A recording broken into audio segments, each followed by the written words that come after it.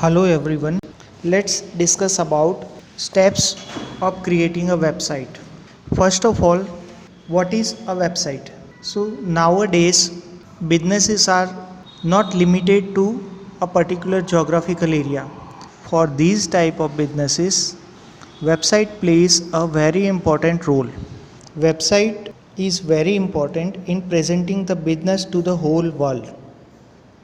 It helps in promoting the business, selling the products, and attract a large number of customers. We know that all websites are not completely successful in their goal. So what makes difference in website designing? We are going to discuss website planning steps, but before that let's understand basic things about website. A website is a collection of interlinked web pages for specific purpose. In website designing, there are few challenges. For example, websites should be attractive.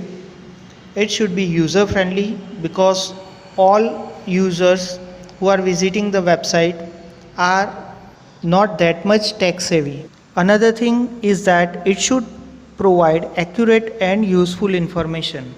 So the basic task is a website should be designed in a way that the users find the website informative and visit it repeatedly. If the website is for any commercial organization, then it should increase customer base. Now all these goals can be met only if due care is taken while designing the website. Now let's see basic steps of planning for the website. Planning a website requires detailed planning like any other project. If the planning is better, then the chances of success in terms of usefulness of the website is higher. With better planning, the desired goals for developing the website can be achieved. Now let's take the first point, that is purpose. The purpose of the website should be clearly identified. Before planning, one should be clear with the definition and goal of the website. If it is designed properly, it can be helpful to the organization at large extent. The main purpose for creating the website is to provide information to a group of people, or it may be to attract the new customers, or it may be to sell the products online. After deciding the purpose, the content and layout of the website can be properly developed. Next stage of website designing is audience. A website is going to target particular kind of users. So we should know the expected users of the website. The website should contain both general and detailed information. Apart from that, it should also contain specific and non-specific data. The amount of different type of information and the extent in which it is explained depends on the nature of the expected audience. Here, important thing is to know the user expectations from the website, because it helps to develop the appropriate content and layout of the site. Next thing to keep in mind is the speed of connection that the expected users will have. Here, speed of connection means internet connection speed of the user. In the case where large graphical files are kept on the website, they will take a long time to download. In this type of scenario, users will become impatient while waiting for large files and leave the site.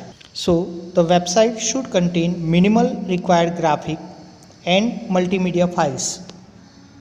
The next stage is content.